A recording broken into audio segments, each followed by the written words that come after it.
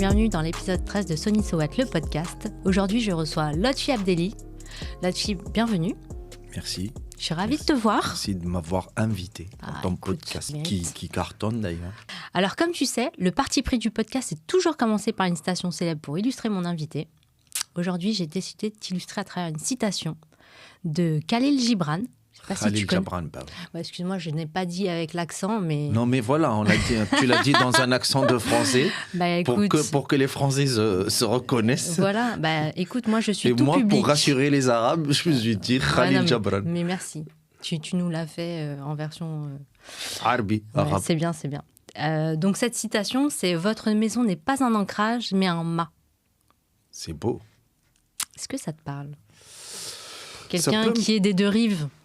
Ouais, ça me parle parce que c'est un peu ma situation, ta situation, la situation des gens qui sont dans les deux rives et en même temps, là-bas, c'est chez moi, ici, ça devient un peu chez moi.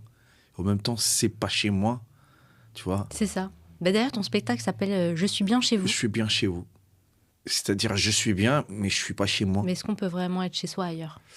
Moi, personnellement, j'ai une philosophie et tu tapes dans le mille, je l'ai toujours dit, j'essaie de l'apprendre à mes proches et surtout à mes enfants. Je leur dis, moi, le vrai chez moi, là où je me sens bien. Imagine que tu es chez toi depuis une quarantaine d'années, un pays où tu t'es investi, tu es né, ton identité, et tu te sens pas bien, par exemple. Donc, c'est pas vraiment chez toi. Et tu vas dans un pays, même pour 3 jours, tu dis, cet endroit, c'est magnifique, je suis chez moi. Et ça te donne une énergie, ça te donne une joie d'être. Tu te dis, je suis chez moi, je suis dans mon élément. Et moi, là où je vais, j'essaye de trouver toujours le moyen et une manière d'être chez moi. C'est un art. Et en même temps, quand t'es avec les gens que t'aimes, je pense que c'est pas très compliqué. Même avec les gens que j'aime pas. Ah ouais ? Bah ouais, il faut pas être naïf dans la vie. C'est ce que j'essaie d'apprendre aussi à mes enfants, qu'il n'y a pas que les gens qu'on aime. Ouais, les gens qu'on aime, c'est une évidence, ils sont agréables. On fait comment avec les gens qu'on n'aime pas ? C'est plus dur. C'est plus dur, donc il faut apprendre à vivre avec... c'est comme en même temps en toi, ou les gens avec qui tu aimes. Il y a des aspects que tu aimes, il y a des aspects que tu n'aimes pas, personne n'est parfait, même en toi. Et c'est là où il faut apprendre à accepter les gens comme ils sont et à dealer avec le bien et le mal qu'il y a en eux.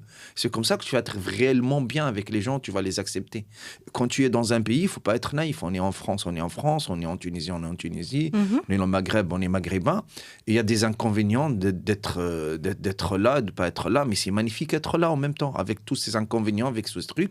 J'ai choisi d'être là. Il faut que j'aime le pays où je vis. Ça sert à quoi clair. De vivre dans un pays que j'aime pas ? Ouais, c'est Et sûr. tu es malheureux. Donc, si tu essaies d'aimer un pays, tu vas te concentrer sur les bons côtés du pays, les bons aspects du pays. Et l'autre fille, si tu devais te présenter à une phrase, tu dirais quoi ? Je suis quelqu'un qui se cherche encore. Ah ouais, c'est vrai. Ouais. Je suis une question qui se pose. Mais tu dirais que t'es qui aujourd'hui ? Tu te définirais comment ? Je suis un artiste à la recherche d'une vérité, à la recherche de lumière sur moi et mettre la lumière sur les gens. Parce que si la lumière, elle est sur moi, les gens vont s'intéresser à la lumière que je vais mettre sur... Par réverbération, Voilà, parce automatiquement. que les gens s'intéressent à toi, ils vont s'intéresser à ton art. Et ton art, c'est une fenêtre sur des choses et ton point de vue sur le monde que tu as développé avec le temps. C'est pour cela, ça ne sert à rien de développer un art, d'être un grand peintre, un grand artiste, un grand danseur ou même un grand écrivain et que personne ne lit tes bouquins, il n'y a pas de lumière sur ton travail. Et par exemple, un podcast, c'est un faisceau de lumière sur un artiste que tu invites à travers aussi ta manière de voir les choses. Parce que tu vas me poser des questions par rapport à toi. À mon cadre de référence à moi. Donc, tu vas me mettre dans un cadre de référence à toi. Comment tu vois, comment tu respectes l'art, comment tu aimes tes invités. Et justement, tu dirais quoi par rapport à ton enfance ? Est-ce que ton enfance, elle a influencé la personne que tu es aujourd'hui, au niveau de ton art ? C'est un sujet que j'ai commencé à aborder il y a 1 an. Je commençais à me pencher réellement sur ça. Ton enfance en Tunisie, surtout ? Mon enfance en général. Après, mon enfance, c'est sûr qu'elle était en Tunisie parce que je n'ai pas beaucoup bougé. Et mon enfance, c'est ce que j'essaye de toujours sauvegarder. J'ai 55 ans aujourd'hui, ça ne se voit pas. Non. Je dors dans le lait. Je mets un bain de lait et je T'as dors les le soir. méthodes, tu J'ai dors des dans un méthodes caisson un à peu. oxygène, toi. À la Michael Jackson. Ouais. Voilà. J'essaie d'être heureux, j'essaie de rendre les gens heureux et les gens me rendent cette énergie. Et du coup, mon enfance. Le secret pour rester un vrai artiste, Mhm. un artiste, c'est garder l'enfant qui est en soi. Ah ouais, donc toi, tu as une relation très proche avec ton enfant intérieur. Bah oui. C'est ce qui Tu fait cultives, que c'est ce qui fait que je suis un artiste aujourd'hui. Toujours la joie d'être sur scène, la joie de découvrir des choses, Tu t'émerveilles raconter de tout. Je m'émerveille de tout. Je suis dans cette naïveté, la société. Parce qu'on est enfant et la société moderne, plus elle est moderne, plus elle va te mettre un flic par là, un fait pas par là, un garde-corps par là, Ouais. un rib et tout ça. Genre ça se fait pas. Genre la société doit te voir Tu te comme ça. censures, etc. Et après.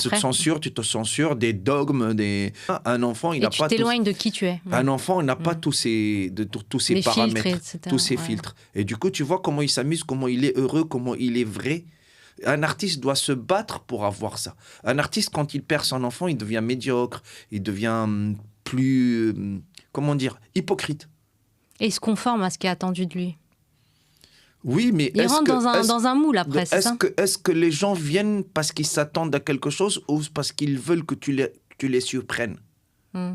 Est-ce que les gens viennent aujourd'hui payer un billet pour voir un funambule parce que le mec, il risque de se casser la gueule? Il y a un risque.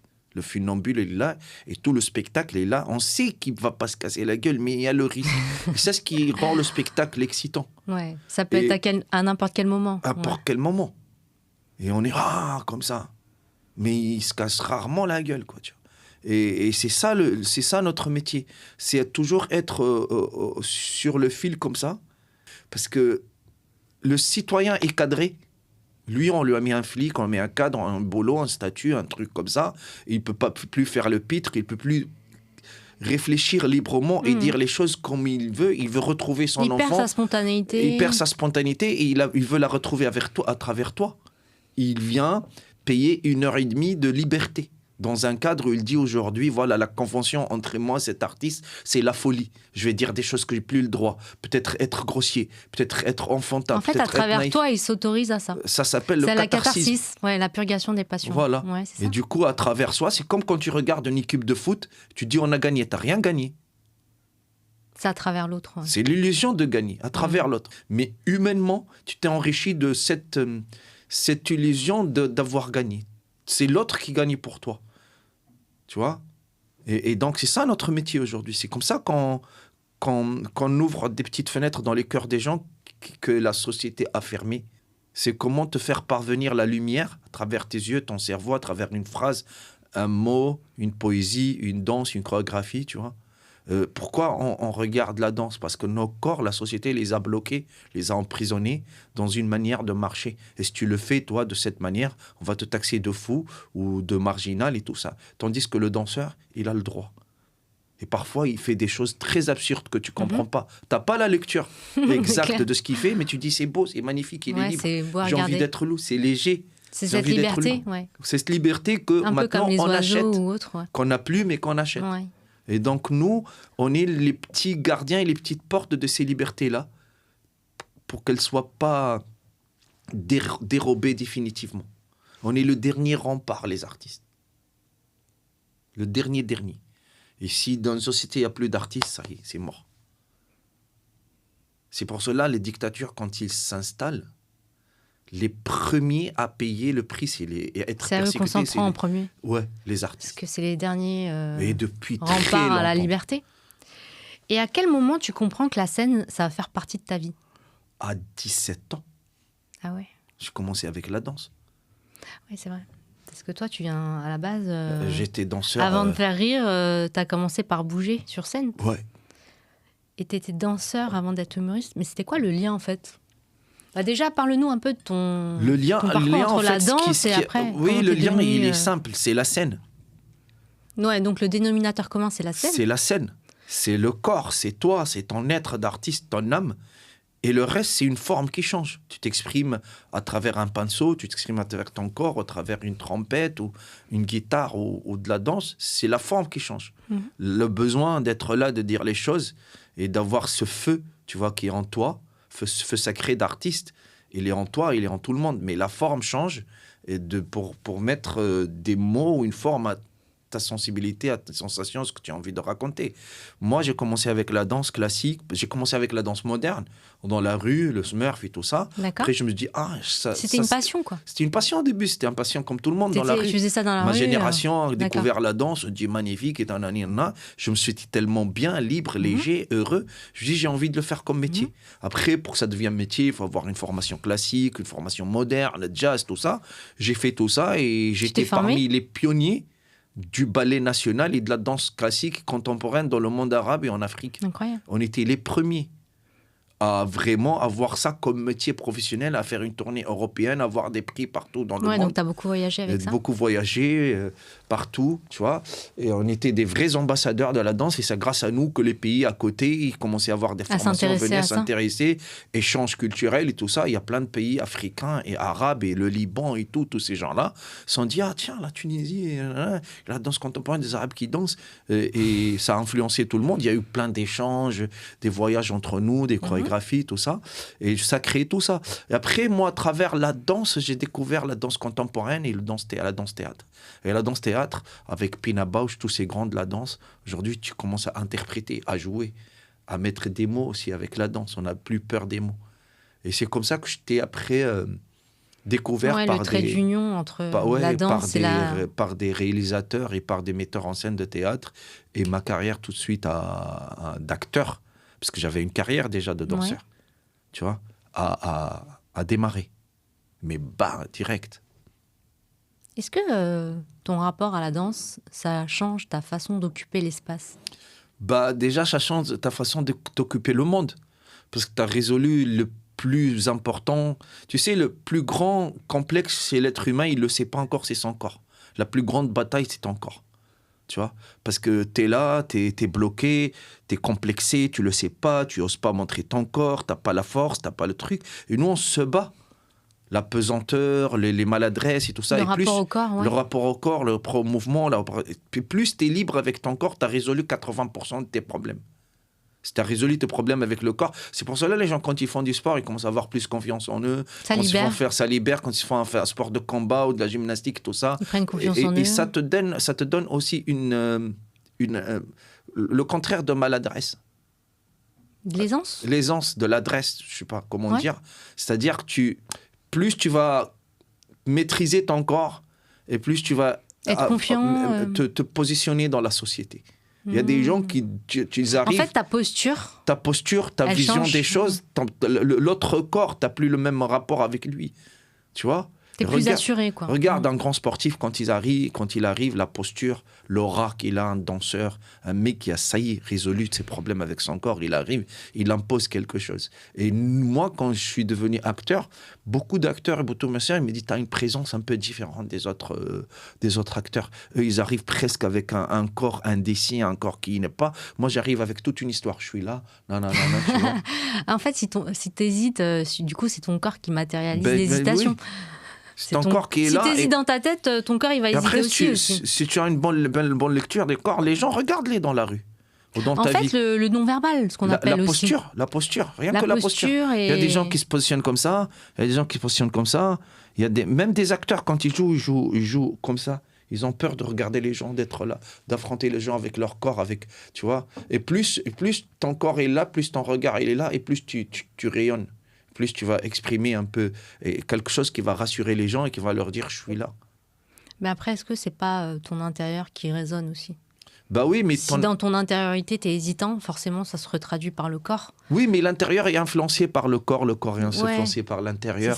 Si aujourd'hui, ton corps n'envoie pas... C'est une dynamique entre le corps et l'esprit. Le signal à ton esprit dit, voilà, là, on est plus libre, là, on est plus sûr de nous. Même dans un combat, aujourd'hui, tu vas te battre, faire un combat. Si ton corps n'est pas entraîné, il ne va pas envoyer à ton esprit...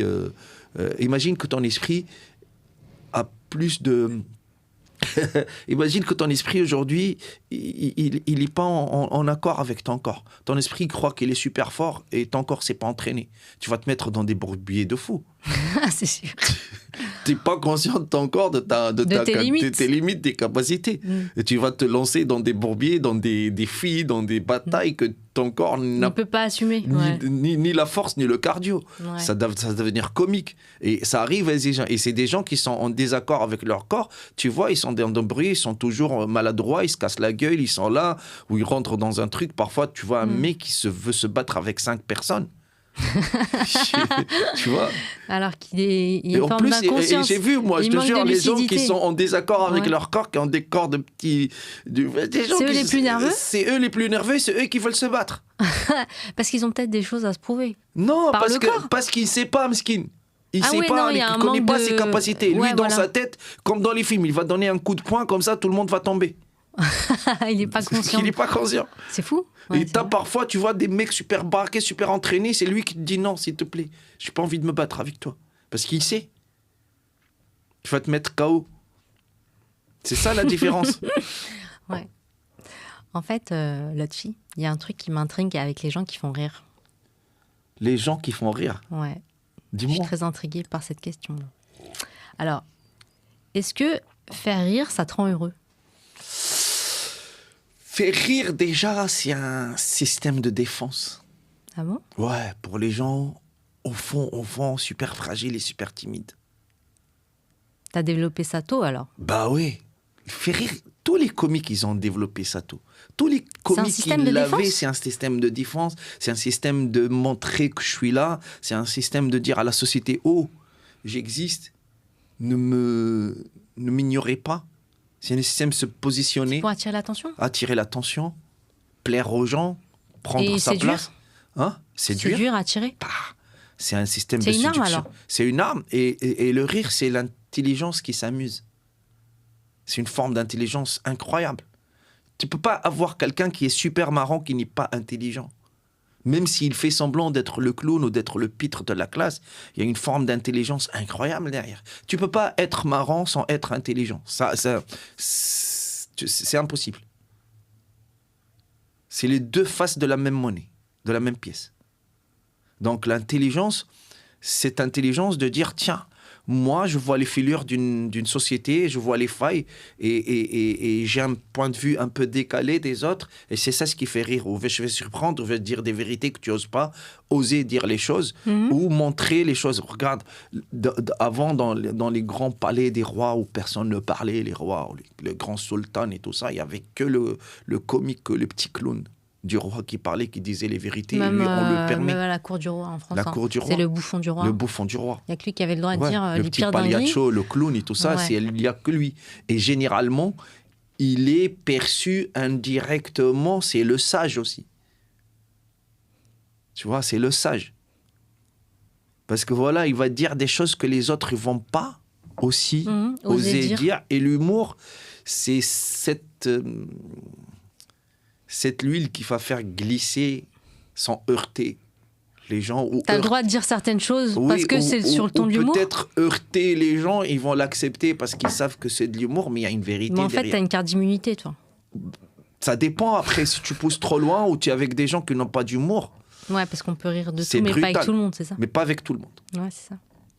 Et du coup, tu peux heurter des gens. Et les vrais humoristes qui ont toujours essayé, courageux, ils ont eu toujours des petits rendez-vous pas très sympas avec certaines blagues. Tu vois, qui sont mal dosées ou peut-être par rapport au contexte, aux gens, au lieu, ils passent pas. Parfois, j'ai la même blague où je peux rire 10 fois par jour parce que je fais des comédie clubs et mon spectacle. Et la 11e fois ou le 3e fois, ça passe pas parce qu'il y a un public un peu plus coincé ou susceptible. En fonction du public, tu vois que ça réagit pas pareil? Oui. La même blague, ça réagit pas pareil? La même blague, ça peut... Ou les gens les tordre de rire, ou ils sont là, ou t'as un public premier degré qui a l'impression de regarder un documentaire, un témoignage sur des infos. Toi, tu es en train de faire un truc 2e, 3e degré, tu vois, tu es décalé. Eux, ils te regardent comme les enfants. Ils se dire, oh là là, oh là là. Je dis, non, madame, monsieur. C'est une blague. C'est une blague. Détendez-vous. Détendez-vous. Je te jure. Il y a des gens qui se fâchent. Parfois, ils disent, ouais, mais quand même, je dis, regarde, on rigole. Ah, t'en as qui se fâchent? Ouais, il y en a qui se vexent parfois. Si tu parles d'un thème et Et eux, c'est des mauvais joueurs parce que t'as tiré sur tout le monde, ils rigolent. Quand il s'agit d'eux ou de leur domaine ou là où ils sont... Ah ouais, là, ils ont moins d'humour. Après, nous, c'est notre métier de faire ça et on n'est pas responsable à 100% de les interprétations et comment les gens accueillent nos blagues. Hein. On essaye d'être bienveillant. T'as pas une obligation de résultat au niveau du rire, quoi. L'obligation de résultat, c'est le rire. Ouais, mais bon. Tu vois, c'est le rire. C'est-à-dire, après... Le rire, il n'est pas forcément si garanti à chaque fois. Oui, mais... Non, il faut garantir le rire. C'est-à-dire, si sur 1000 personnes ou 2000 personnes de spectateurs, il y a un ou deux qui rigolent pas, c'est pas grave. Mais tu dois garantir le rire à 90% ou plus. Il faut que tu le mettes sur ton affiche, ça. Non, il faut les mettre dans ses blagues. Tes blagues qui vont... les gens vont savoir si c'était marrant ou pas. T'as pas à le dire. Tes blagues, tu fais, et les gens, la réaction des gens, et le public te le dit. Et dans le rire, il y a un truc très dangereux. Moi, je t'ai vu sur scène et j'avoue que tu fais rire. Hein. Merci, ça me touche. T'es très fort. Hein. Et t'es pas facile à faire rire. Non, moi, j'ai pas le rire facile. Le seul métier où il y a une efficacité et un truc immédiat à donner aux gens, c'est le rire. C'est l'humour. Tu fais du théâtre. T'as l'info en temps réel, non, si t'es drôle ou pas dans ton truc. Tout de suite. C'est pas... Et le public est ingrat. T'es marrant, tu peux même faire 10 blagues, il a rigolé. Tu rates 2, il te regarde mal comme ça. C'est comme si tu avais raté ta vie. C'est vrai. Et c'est blessant pour nous. On rate une blague ou deux. Ah ouais, t'es sensible à ça Quand les gens, ils rigolent pas. Pas un humoriste qui l'a pas directement, la balle. Ouais, ça te touche. Il la prend, il la montre pas. Mais les plus grands, plus t'es plus grand, plus t'es là. En plus, c'est en direct, quoi. Ou en direct. Et tu les prends gens une balle te en le direct. montrent direct. Les gens se...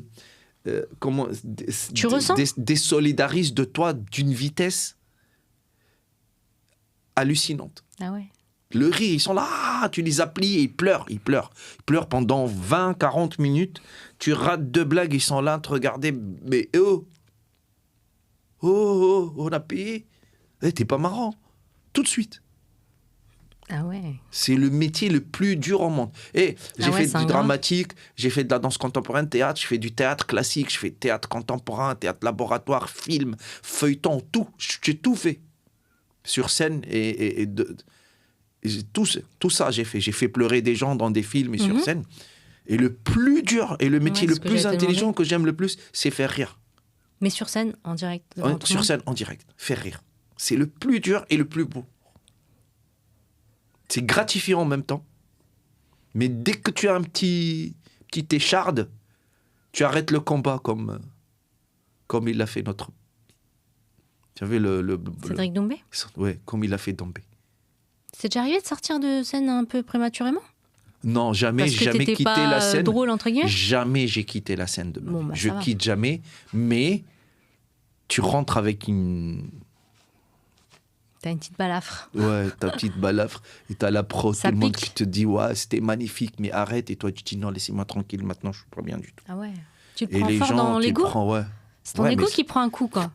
C'est ton amour du métier aussi, ton amour d'être parfait, ton amour de...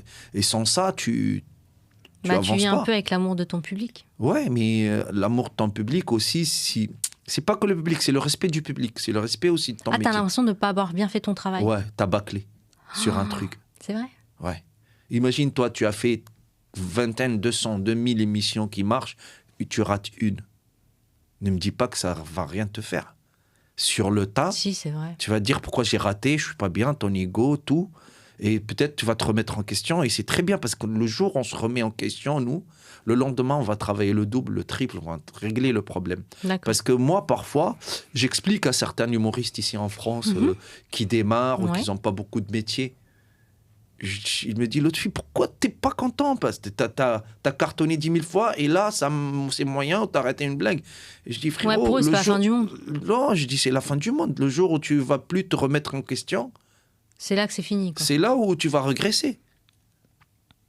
Regarde, Gad Elmaleh, à son âge, il a mon âge, il vient encore dans les comedy clubs, il teste ses blagues. Il est là comme C'est un artisan du rire, lui. C'est un artisan du rire, il est avec son petit carnet. Et parce qu'il sait que c'est là que après, son petit laboratoire, en fait. Mais après, tu lui dis, salut Gad, écoute, la blague, t'as l'air t'es bien, mais si tu fais ça, il va pas te dire, oh, je suis Gad, calme-toi. Il va te dire, il reste humble. Ouais, non, il me dit, Ah, et toi, tout à l'heure, j'ai vu ta blague là. Elle est bien l'axe que tu as pris. Et ça part en patient, ça part en enfant qui aime les blagues. Ça part aucun moment égo, moi je suis là, toi t'es là. Ça part en petit artisan qui travaille entre nous. Si tu la déplaces comme ça, et Gad, tu dis pas, et même, je l'ai vu, même des débutants parler avec Gad, ils les écoutent. Tu comprends? C'est pas genre, non, haut, je vais parler avec l'autre fille, je vais parler avec les autres, 6 ans du métier, pas vous. Non, parce que même un débutant, le mec qui arrive aujourd'hui, il a un point de vue, une fraîcheur, une manière de voir le monde que peut-être il m'échappe. Ouais, je comprends. Il y a toujours un truc à prendre. Et c'est pour cela il s'alimente de tout, quoi. Il se ferme pas. C'est ça le métier, en fait. Tu t'alimentes, tu montes dans le métro, tu regardes, tu parles avec des gens. Ouais, parce qu'il faut avoir toujours un regard observateur par rapport à ce qui se passe. Tu te nourris même de la nouvelle génération qui arrive, de tout. Tout le monde. Et est-ce que tu te qualifierais de clown triste? Alors là, oh là là, j'aime pas les... J'aime beaucoup le clown triste, l'idée du clown triste, le concept du clown triste. Mais qui n'est pas clown triste, en fait. J'aime pas les artistes qui se victimisent comme ça ou se mettent dans une espèce de... Parfois, je suis un clown heureux, parfois, je suis un clown triste, parfois, je me sens très talentueux, un génie. J'ai des moments où je me dis, je suis un génie, tu vois. Il y a des moments où je suis triste. La tristesse et le drame, c'est une base aussi de laquelle je viens. Mes conditions, les conditions avec qui on se bat tous les jours, tes conditions humaines, tu vieillis. Si tu es quelqu'un qui a envie toujours de se cultiver, aller plus loin, connaître la connaissance, donc tu vas vraiment prendre conscience de l'étendue de ton ignorance. Plus tu t'améliores, plus tu vas lire, plus tu vas avancer, voyager, plus tu dis comment je suis limité. Moi, tous les jours, le fait que je suis limité, j'ai des limites et j'apprends pas vite, ou des stades que j'ai envie d'atteindre, tu vois, des paliers et j'arrive pas, ça me frustre énormément, ça me rend triste. Mais est-ce que je suis triste, moi? Je n'essaie pas de vendre ça. Mais comme tu as quitté ton pays, tu es arrivé en France, est-ce que le fait de partir, c'était un choix compliqué? C'est jamais... C'est toujours une déchirure, quitter la Tunisie surtout. Même pour 3 jours. Même avant, quand je vivais en Tunisie, j'allais en tournée, je partais, et je suis heureux de partir. Même au fin fond du monde, comme ça, au bout du monde, Canada, New York, tournée de malade, tu vois. Voilà, dès que j'arrive, la Tunisie me manque. Dès que je rentre, dès que je quitte la Tunisie, elle me manque. C'est comme ton enfant, c'est comme ta femme, les gens que tu aimes, ta maman. Le rapport est tellement profond. Comment te dire, pas charnel, ça fait partie de toi, quoi. Organique, tu vois, ça fait partie de toi, c'est ton exigence, ta manière d'être, c'est mon rythme, c'est mes vibrations, c'est mon soleil, les gens, le rythme, et tout ça, bien sûr, tu quittes pas la Tunisie comme ça. Regarde, j'ai vu des touristes venir en Tunisie, passer une semaine comme ça nonchalant, et en partant chialer. Moi, tu sais que je suis une grande amoureuse de la Tunisie, je t'ai dit ou pas? Non. Moi, j'adore Djerba. Je viens de le savoir, là. Je vais quasiment une fois par an à Djerba. Les gens, ils sont magnifiques, j'adore Djerba, c'est trop sympa. Charmant, sympa. J'ai jamais fait Tunis, mais Djerba, j'aime beaucoup. Tunis, c'est très beau, tu vas kiffer Tunis. C'est un truc à faire, ouais. Et donc, quitter la Tunisie, pour moi, c'est vrai, c'est une déchirure. Même si c'est... elle est encore dans mon cœur. Moi, je porte la Tunisie, je suis là, je le revendique. Je revendique même dans mes sketchs, dans mon travail, que je suis tunisien, que je suis un Mais c'est pour ça que je te disais ça. Ça se ressent que tu as quand même une certaine nostalgie et une attache forte à ton pays d'origine. Bah oui. Sûr. Et c'était quoi ton premier choc en arrivant en France? Le truc qui t'a choqué, quoi. Le premier truc, tu t'es dit, waouh, c'est pas pareil ici. Hein. Ah ouais. Mon premier choc, c'est beaucoup de chocs. Hein. Premier choc, vraiment un choc. Quand j'étais touriste, quand je venais en touriste, j'étais toujours comme ça, je regardais pas dans les détails. Et ça, rien ne me choquait. Tu vois, quand tu es touriste... Tu voyais que ce qu'il y avait de bien, quoi. Ouais. Je suis arrivé ici, je me suis installé. OK? Ce qui me choque jusqu'à aujourd'hui, j'arrive pas encore à dire... Je l'ai accepté, c'est-à-dire pour pouvoir vivre avec les gens, dans la forme. Dans le fond, je ne l'accepterai jamais. C'est parce que c'est contre mes valeurs même. Mais tu es une société comme ça, d'accord. Ok, je joue le jeu. Ouais, j'accepte. Ouais. J'accepte, j'ai pas le choix. C'est ça, s'intégrer. Ouais, tu fais avec. Ouais. Je fais avec. Tu vois, parce que tu peux pas changer. Tu peux pas changer. Le plus qui me choque encore, c'est quoi? C'est les gens se parlent pas. Ah ouais, c'est vrai. C'est un froid entre les gens et c'est une manière d'être, c'est pas de la méchanceté. Avec le temps, j'ai compris que le citoyen parisien, il n'a plus d'espace dans son cœur, il mémoire. Il est saturé. Et saturé par ses problèmes, par la vie, qu'il n'y a que de l'espace pour lui et sa petite famille. Il n'a plus de bonheur à donner aux autres. Il a son petit bonheur, il est miskin, il est dedans comme ça, il mange dans sa gamelle, il ne veut pas que les gens mangent avec lui dans sa gamelle. Tu comprends? Tu penses que c'est un manque de générosité? Oui, ou de autocentrage. Je crois pas que l'être en lui-même, il manque de générosité. Il est dans une société, dans un cadre à se renfermer. Qui se dit, hey, même moi, je deviens comme ça maintenant. Tu arrives à Paris, tu dois t'intégrer et je dis plus bonjour. Les gens disent plus bonjour. Les voisins, on se connaît pas du tout. Non, ouais, ça fait 2 ans, j'habite dans un immeuble. Mais ils veulent pas te connaître non plus. Écoute bien, ça fait 2 ans. J'habite dans un immeuble, je connais personne. Ouais. Même la personne qui est la porte qui est en face de moi, je ne sais pas s'il y a des gens qui habitent dans l'immeuble ou pas. Imagine, tu es dans un immeuble avec une trentaine de familles, tu sens même pas l'odeur de la bouffe. C'est pas possible. Chez nous, l'odeur de la bouffe, elle rentre par ton nez, par les fenêtres, par le truc. Il y a des voisins qui sont en train... Tu entends le plat parfois, le bouillonné, tu entends les pâtes, tu entends les trucs, tu sens le méchoui, tu vois. Et après, et tu toques parfois, tu veux manger avec ton voisin. En France, ils cuisinent pas ou quoi? Je crois les cuisines les ont transformées en lit. C'est tellement petit. C'est la montée du Uber Eats. C'est trop, les gens ne se parlent pas. Non, ils se parlent pas. Mais c'est l'anonymat des grandes villes, en fait. Je pense que tu vas dans n'importe quelle grande ville européenne, ça doit être comme ça. Hein. Bah oui, européenne. Ouais, parce que je pense que si tu vas dans d'autres villes en France, il y a des chances que ça soit différent. Moi, le seul voisin qui m'a parlé une fois, pas parlé, il m'a fait comme ça. Il m'a fait comme ça, de loin. Ah ouais. Et j'ai un pote avec moi, il me dit, voilà, tu exagères, il t'a fait un signe. Je dis, il m'a pas fait un signe. C'est pas bonjour, ça. Je dis, il m'a dit, reste là-bas, l'arabe. Ça se trouve, il fait que la langue des signes. Non, il est genre, reste là-bas, l'arabe, ne viens pas, t'approche pas. C'est un signe, genre, reste là-bas. Ah ouais, tu l'as pris comme ça? Non, mais pour exagérer, mais je te dis. Mais bon. Imagine l'ascenseur. C'est le truc le plus proche, le plus intime pour les voisins quand ils se voient dans l'ascenseur. Surtout que les ascenseurs parisiens sont quand même très petits. Très petits. Et moi, je me trouve une fois dans un ascenseur avec presque 4 ou 5 voisins. On était serrés comme ça. Quand même, on est là. On peut se parler. Et c'est pas qu'avec moi. C'est pas parce que je suis arabe. Même entre blancs, ils se parlent pas. Non, ils se parlent pas. Et c'est après, avec le temps, moi, j'arrivais, je disais bonjour, comme ça. Je donnais tout comme un bel loul. J'étais là, le sourire, le soleil, la vie, la Méditerranée, la Tunisie, le Maghreb, l'amour, le partage. C'est le voisin. Ouais, j'arrive, je dis bonjour, comme ça, et ça les agace. Non, en fait, il y a déjà une suspicion. Qu'est-ce qu'il veut, tu vois? Pourquoi il fait ça?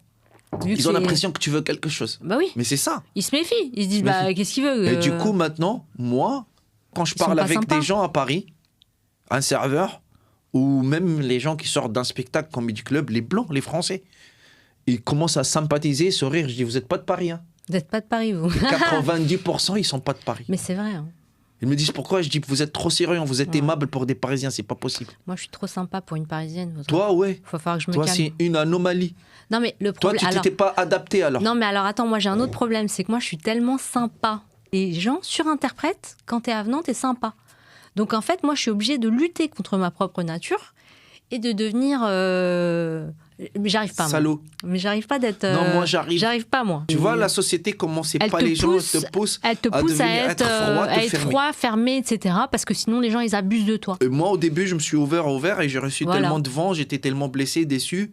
Et après, j'ai compris que c'est rien de personnel, c'est pas lui. Ouais, c'est pas il a dit non, l'arabe, lui, je le parle pas, ou l'autre fille, il est méchant, ou mon voisin. Non, c'est le système, il est comme ça. C'est ça. Fais avec, c'est tout. Et du coup, moi, tu le prends pas personnellement? Non, pas personnellement. Au début, je le prenais personnellement. Après, j'ai compris, j'ai appelé mes enfants. J'ai dit, tu as vu toute l'éducation que vous avez appris? Je lui ai dit, venez en France, parlez aux gens, soyez souriants, soyez sympa avec les gens, aidez les gens. Je dis, jetez ça à la poubelle. Ah ouais. C'est bien. Parlez avec personne. Faut être réaliste, soyez généreuse avec personne, jouez avec personne. Soyez gentil avec ta famille, ta maman, tes collègues, ta maîtresse, tes potes à l'école. Le premier cercle, ouais. Le premier cercle, pas plus. Ouais. En dehors du premier cercle, t'es un robot. Ouais, il n'y a pas d'humain, il n'y a rien, tu rentres chez toi. Mais tu sais que même dans le monde du travail... Hein. Je sais pas, je suis dans un monde de travail quand même, on est plus sympa. Ce qui est valorisé, c'est d'être un enfoiré. Hein. Moi, c'est pas d'être sympa avec les gens. Enfin, moi, c'est ce que j'ai remarqué, mais bon. Et justement, quand tu as été élevé par des parents qui t'expliquent qu'il faut être gentil, respecter les gens et tout, bah, tu te fais rouler dessus. Hein. moi, je trouve que mes parents dommage, hein, ont mal éduqué par rapport à ça. Ah. Ouais. Ils m'ont dit d'être sympa, d'être gentil, d'être Voilà. adorable, d'être généreux. Bon, mais toi, tu t'en fais bon usage vu que tu es sur scène. Donc, Non, après, je rends ça, mais c'est juste le temps de traverser la jungle. De la maison Alors, au c'est travail, Paris, au théâtre. voilà. Traverser la jungle avec les monstres. Il faut savoir vivre avec les loups, les monstres, les chiens, les C'est hyènes, ça. les corbeaux, tu vois. Et toi, tu te transformes en espèce de renard, un truc comme ça avec les gens. Tu joues le jeu, mais t'es un lapin. Ouais, t'es en Mais adaptation. après, moi, sincèrement, je dis, je fais le salaud et tout ça, Mais nanana, tu je parle à t'adaptes, tout c'est ça. Mais dès que tu fais un sourire, je craque. Je suis là, je te rends 10 000 sourires, tu comprends?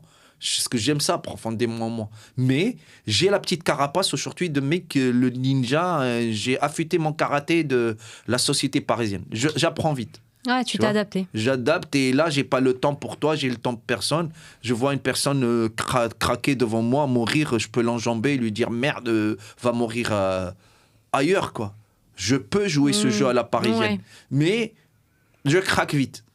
Tu vois? Ton naturel, il revient vite. Dès que tu as un petit contact humain, j'ai besoin de ça aussi. Et qu'est-ce que tu as trouvé absurde ou inattendu en France, à Paris? Rien ne m'a surpris parce que je connais très bien la Mais société en française. absurdité, rien. Rien. Sincèrement, moi, je connais très bien depuis longtemps la société française. Et Ouais. c'est une société qui m'a toujours attiré. Moi, en fait, j'ai le don et peut-être l'inconscience de me concentrer sur ce qu'il y a de beau dans qui est cette bien. société, ce qui est bien.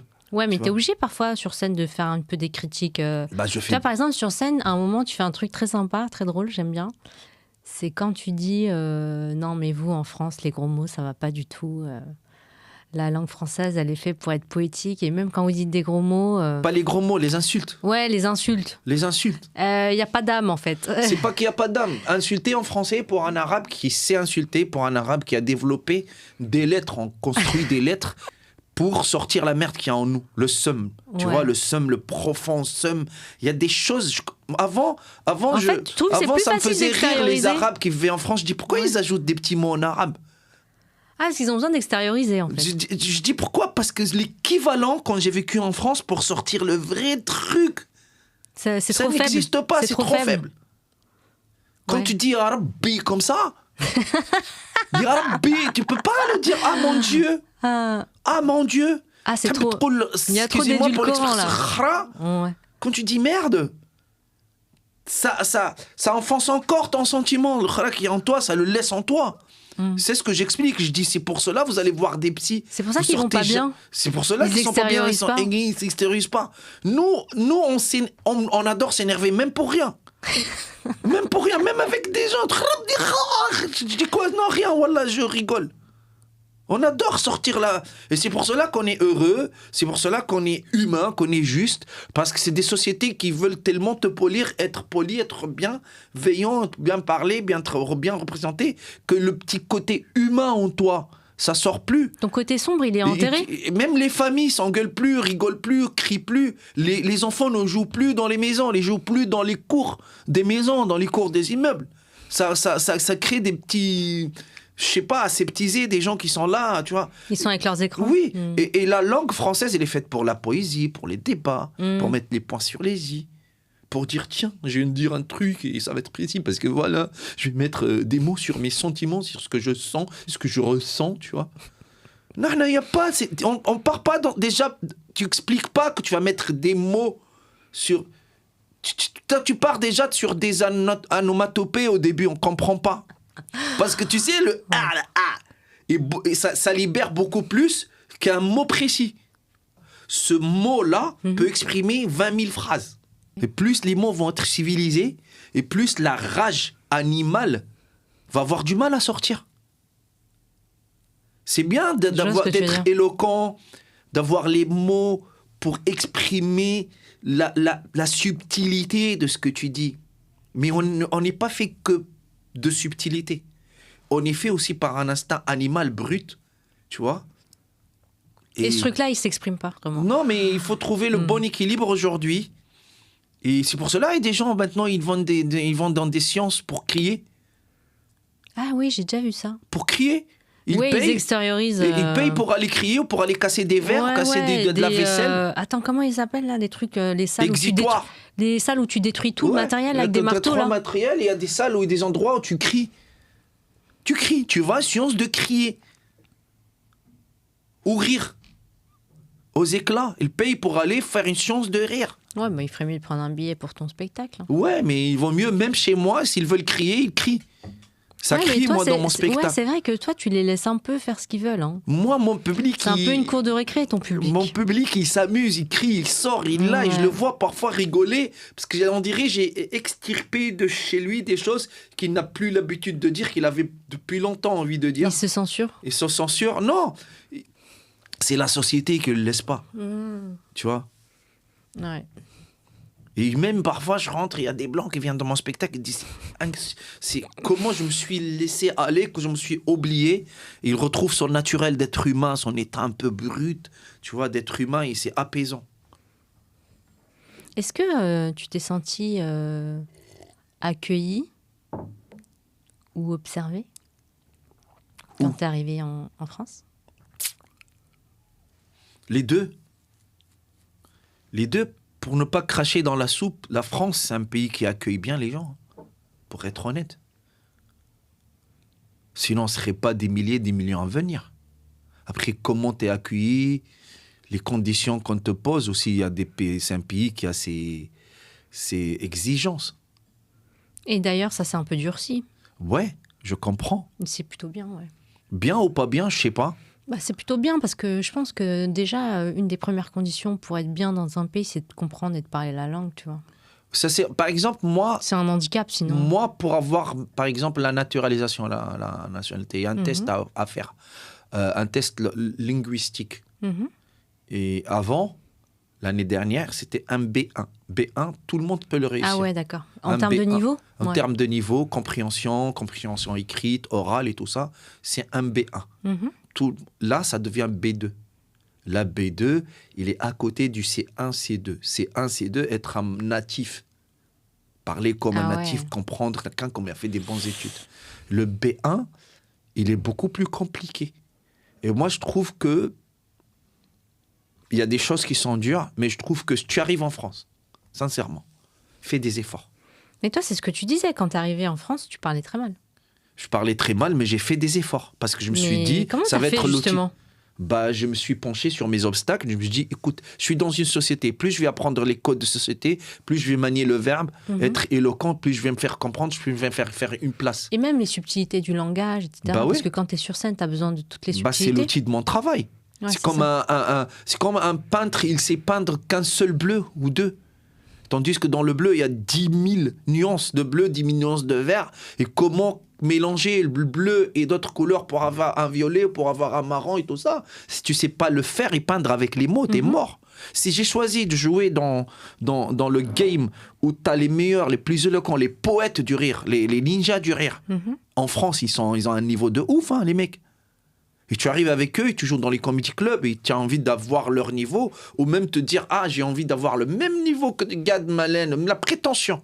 Il faut être prétentieux, tu vois. C'est comme quand tu arrives dans le game des poids lourds. Tu ne peux pas dire « Non, moi, j'ai envie d'avoir le niveau du mec qui reçoit toujours des KO. Qui prend que des KO. » Ouais, tu as été obligé de monter ton niveau. Tu dis « Tyson, moi ».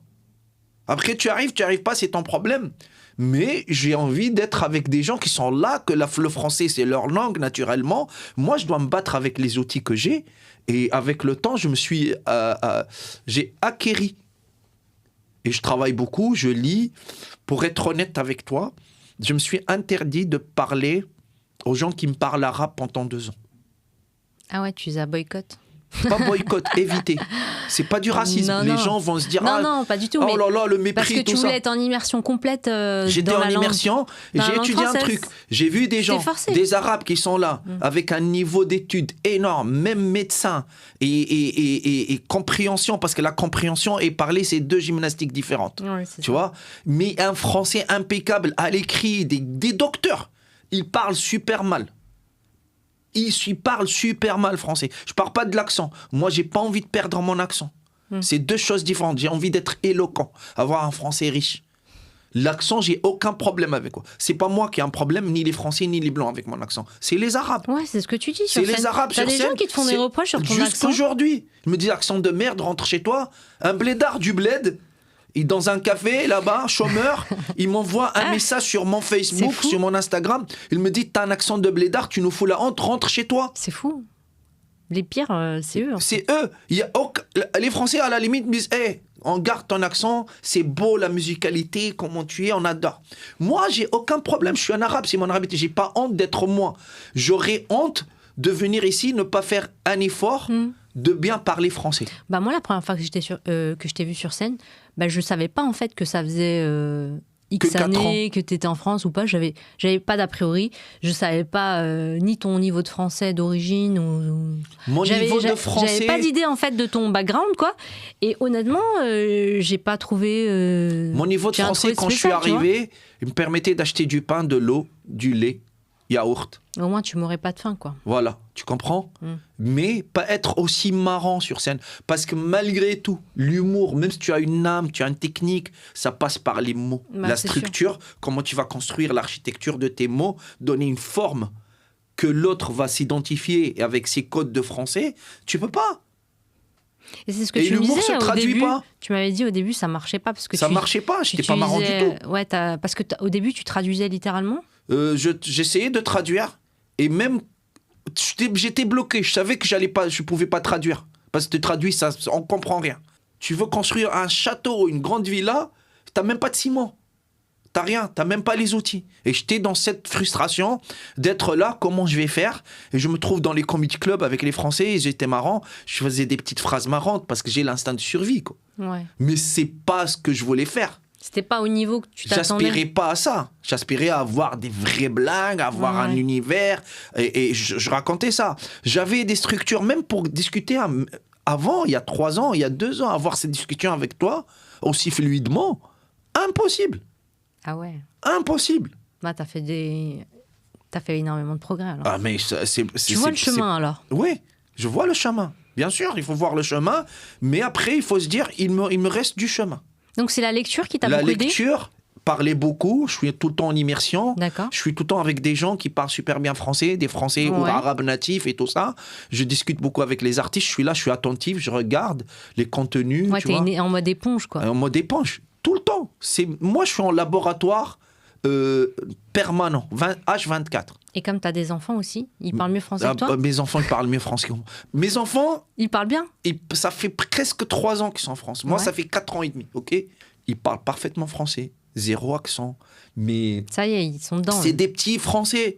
Tu les vois surtout, moi, ce qui m'étonne parfois, quand je les lâche à l'école avec leurs petits potes d'ici, je dis, même eux, ils deviennent d'ici. Il n'y a aucune différence. Ils sont là, ils sont dans leur monde. C'est moi qui ai perdu. C'est moi qui ai étranger à mes enfants. Mais c'est pour ça que quand on parle d'intégration pour des gamins, moi, je suis pas d'accord, en fait. Il n'y a pas d'intégration. Bah non, t'es dedans, en fait. Donc, tu les mets... Surtout quand t'es enfant. Ils nagent tout doucement au début pour comprendre. Après, ils nagent comme des poissons. Je pense que les enfants, une fois qu'ils sont là, en fait.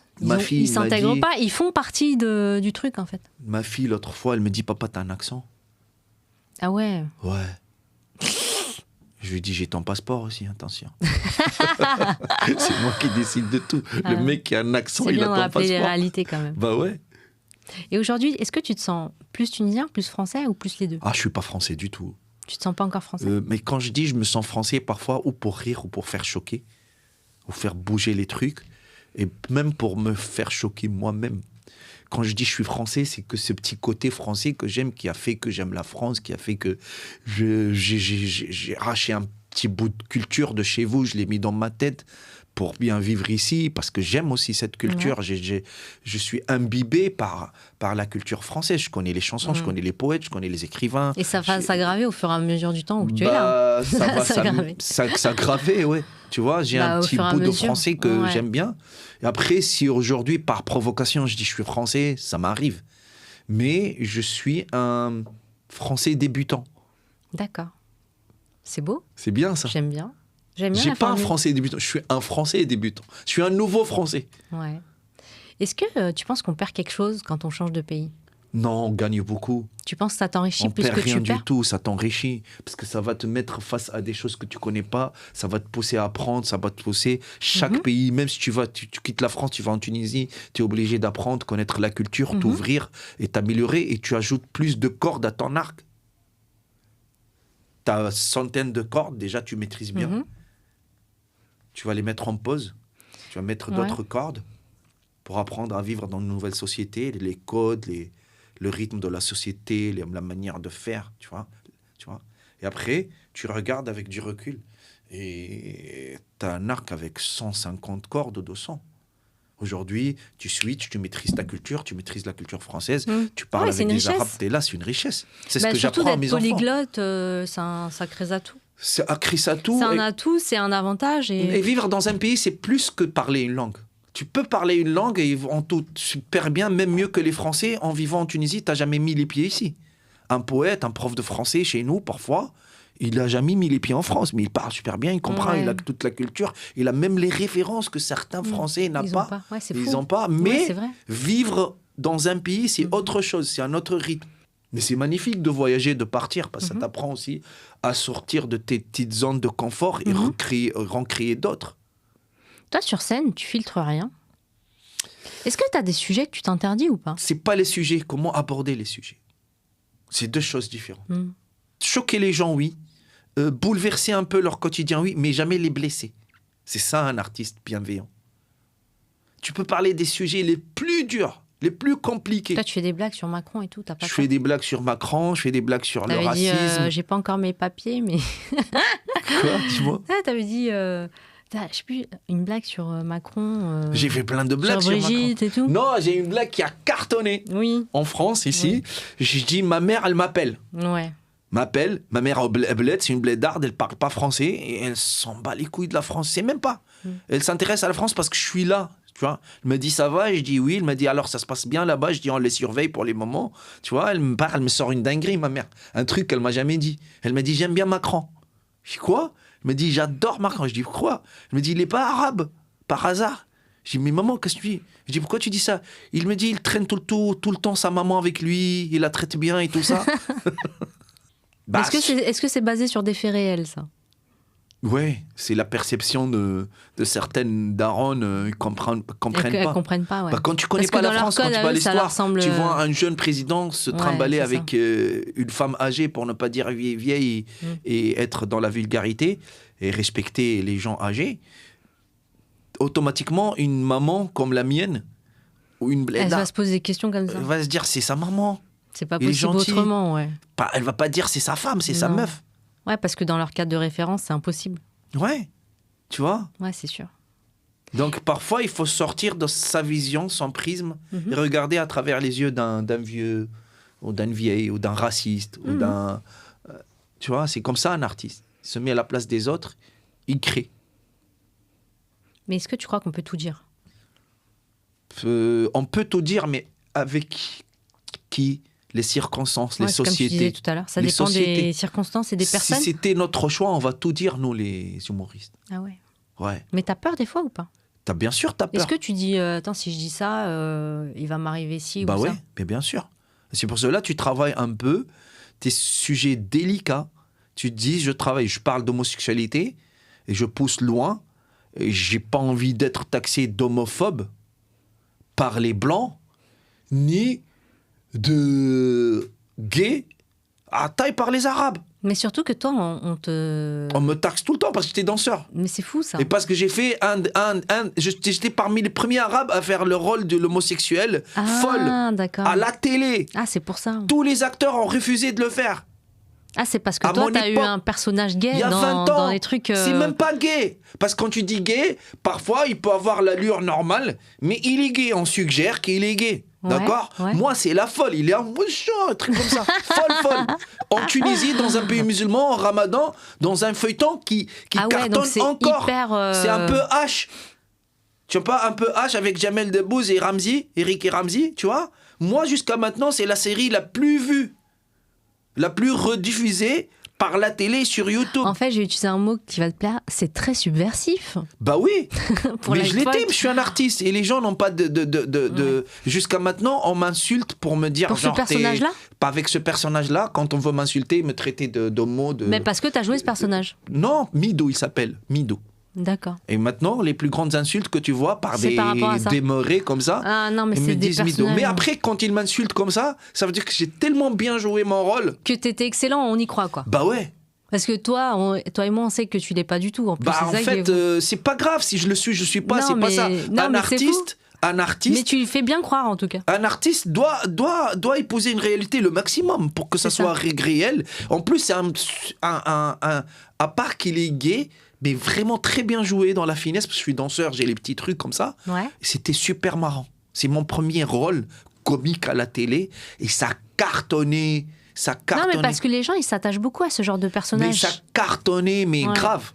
Mais après, t'as toujours des petits demeurés comme ça. Ça m'amuse qu'ils m'insultent avec le mot Mido.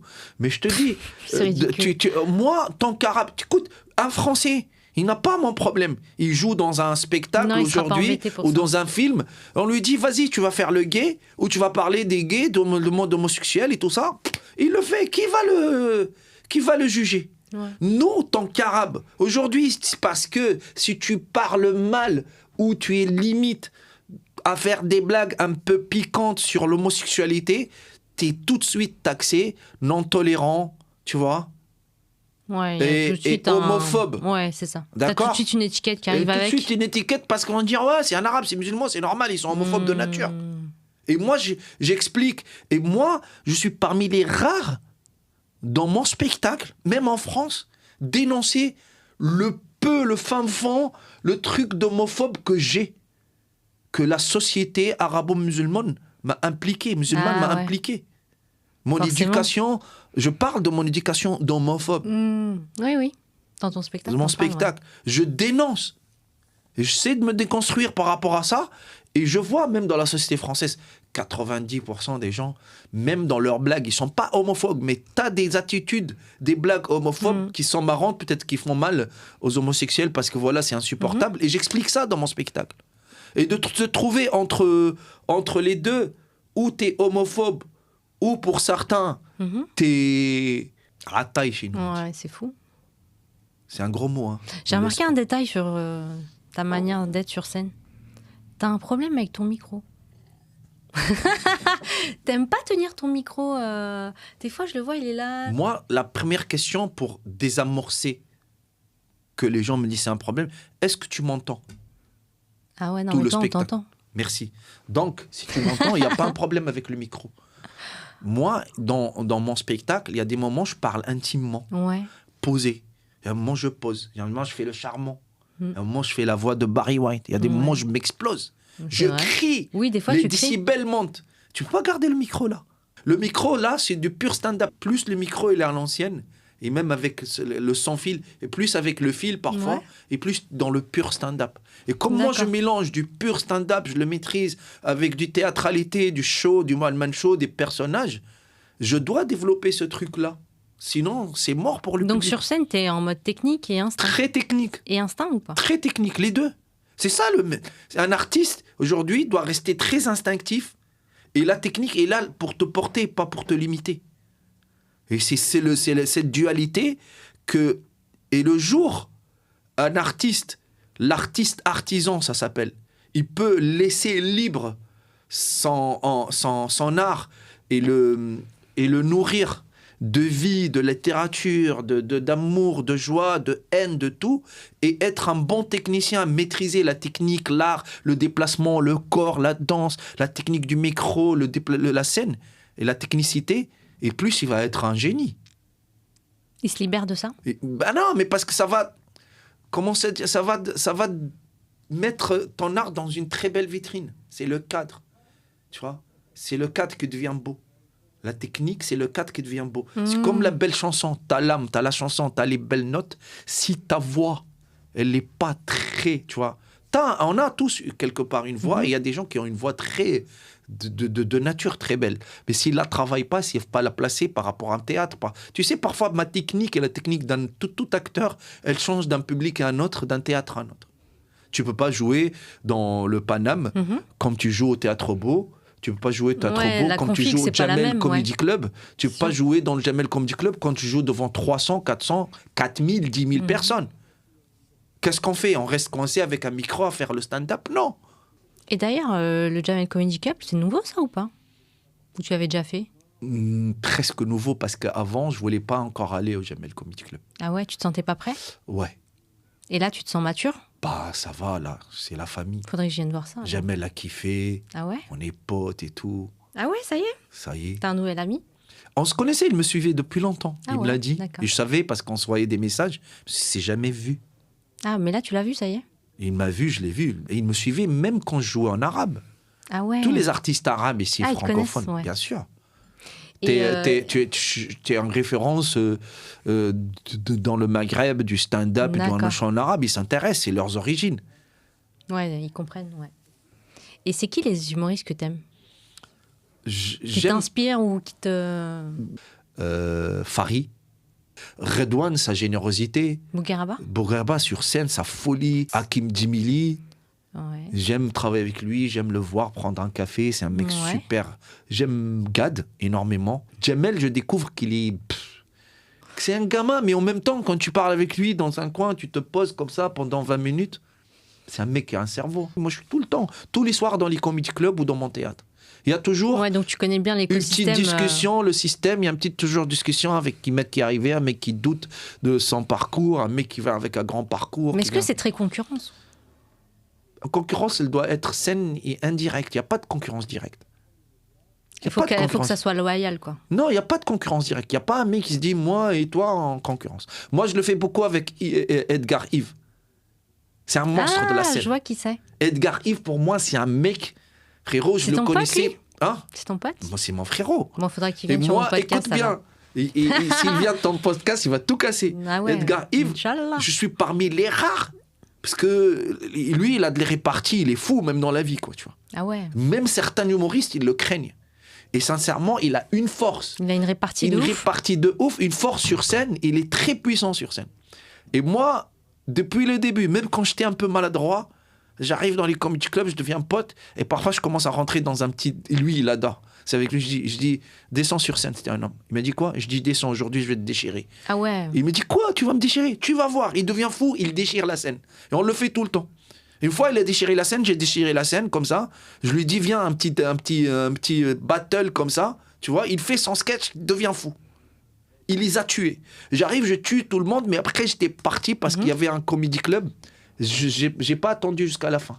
Il m'a dit, t'as fui, tu as eu peur. Tu vois, et on est dans ce genre de défi, mais très sympa, parce qu'il y a de respect derrière. Ouais, vous respectez énormément. Énormément, artistiquement, oui. Parce que je sais que le mec, il a de la bouteille, il travaille. En plus, il a une intelligence scénique et au niveau de l'écriture énorme. Il dénonce, il parle de certains sujets que... Et il est intègre aussi. Il est dans cette indépendance. Il a compris le game et le faux game, lui. Tu vois? Lui, quand il parle, même dans ses instruments, il y a le game et le faux game. Il fait la différence. Il fait la différence. Et lui, il se met dans le vrai game d'être artiste indépendant et de ne pas dépendre des médias qui vont te contrôler derrière. Et comme il l'a dit, après, il te laisse, tu te casses la gueule. Il faut rester toujours artiste indépendant.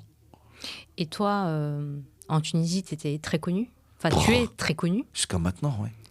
Et ça t'a fait quoi de repartir un peu de zéro ici? Bah, ça m'a soulagé. C'est vrai? Le poids Ça t'a libéré? Ça m'a libéré. Déjà, rien que tu peux plus sortir dans la rue avec ta famille, tes enfants, te balader tranquillement.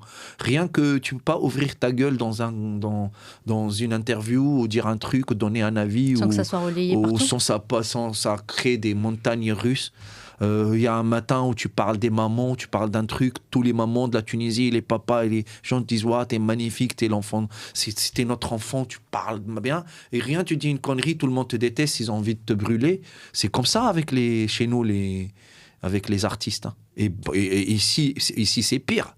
Et donc, se libérer de ce poids-là et recommencer de zéro et dire voilà, maintenant je travaille l'art pour l'art. Je m'en fous Aujourd'hui, surtout à mon âge, avec la carrière que j'ai eue, je travaille plus pour moi que pour les gens.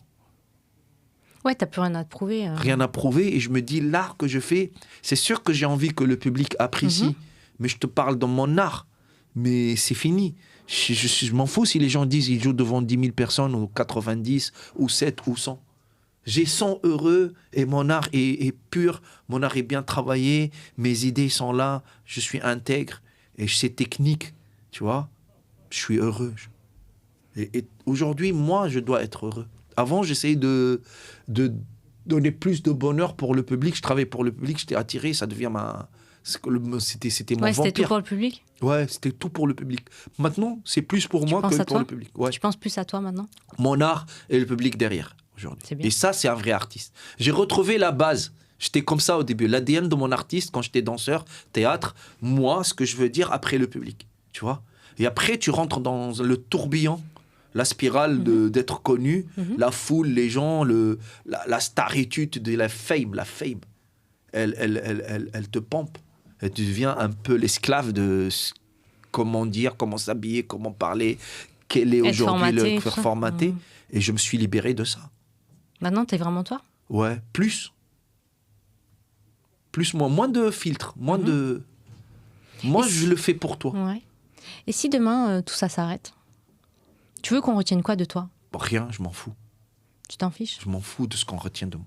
Sincèrement, moi, je ne rêve ni d'une statue, ni de me faire un festival à mon nom, ni une rue. Ouais, t'as pas de problème d'ego par rapport à ça? Non, mais, il y a un proverbe tunisien, il dit « Donne-moi à manger aujourd'hui, donne-moi à vivre, que je sois aujourd'hui, je m'en fous du demain. » Moi, dans mon art... Si aujourd'hui tout va bien? Si aujourd'hui, donne-moi le rire que je t'ai donné, applaudis-moi, paye-moi bien, mets-moi et déjà, ça, c'est à très l'aise. bien.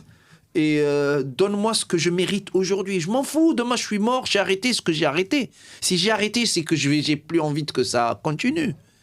Donc je m'en fous, demain les gens ils disent grand artiste, petit artiste, il n'y a plus de moi, il y a plus de preuves sur moi, sur les réseaux, il n'y a rien. Mon art s'est arrêté aujourd'hui, ça y est.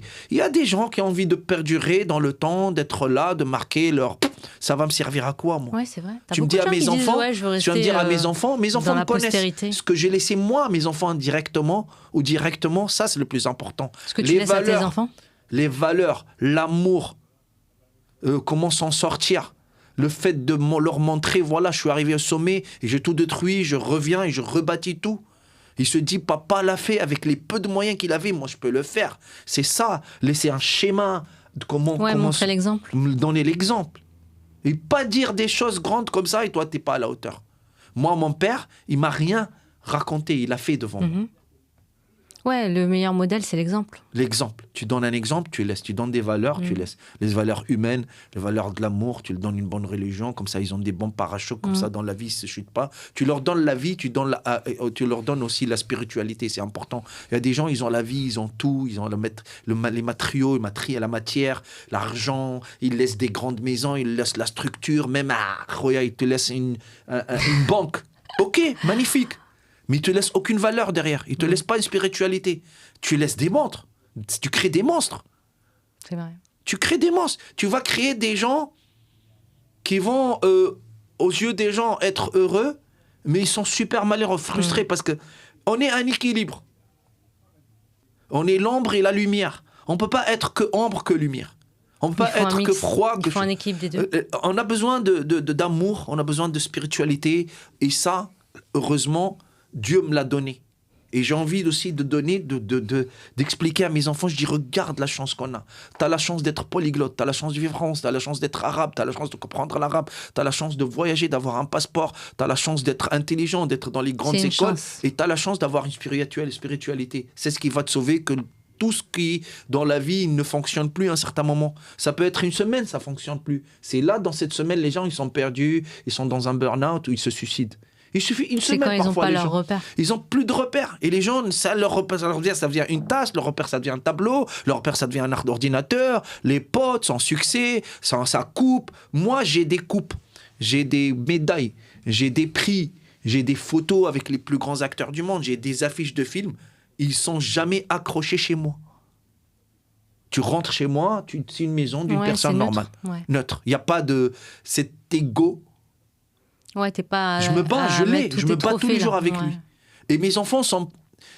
Quand tu rentres chez eux, c'est leur papa, c'est pas l'artiste qui rentre. Ouais, c'est pas la star. qui rentre. Ouais, L'artiste, je vois. oui, mais pas la star. C'est pas, je rentre et je suis l'autre Abdelli qui a été applaudi par 10 000 personnes. Ouais, je vois. J'ai réussi, je l'ai pris là.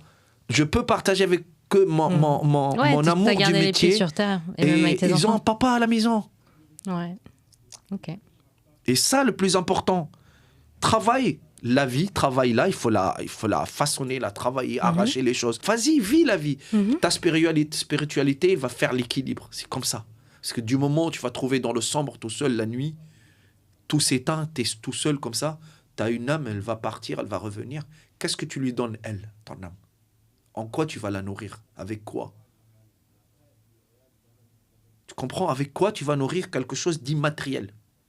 On est matériel, on a un corps, on veut toucher, embrasser, vivre, manger, ça, d'accord. Mais qu'est-ce que tu vas te donner? Avec quoi tu vas nourrir ton âme? Tu vois? Il faut avoir une spiritualité. C'est clair. Et c'est ça où tu atteins une espèce de sagesse, d'intelligence. Et c'est là où tu peux vivre un équilibre, parce que la vie, c'est un équilibre. Dieu, ou la nature pour certains, ou une espèce de force pour d'autres. Le monde est équilibre. On a deux yeux, on dort, on se réveille, il y a la vie et la mort, il y a après La lune, le soleil. le soleil, il y a le blanc et le noir, il y a l'eau et le feu, il y a l'homme et la femme. La vie, c'est un équilibre. Bon, bah, Lotfi, en tout cas, j'étais ravie de te recevoir. Merci pour la qualité de cet échange. Je sais pas si Je pense que ça va inspirer beaucoup de monde. les conneries que j'ai dites. Non, c'était très bien. Merci beaucoup. Merci à toi. On a passé un bon moment. Hein. Tu m'as donné l'envie de parler comme ça. J'ai vu.